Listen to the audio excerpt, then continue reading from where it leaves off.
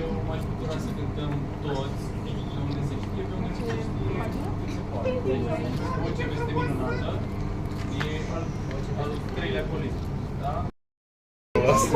Că l-aș promova.